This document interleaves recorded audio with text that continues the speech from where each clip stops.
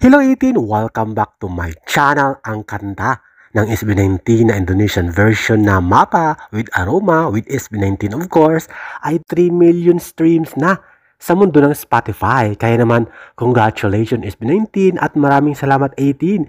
Keep on streaming, keep on playing para sa Mapa Indonesian version with Aroma and SB19. Again, 3 million streams sa Spotify and counting.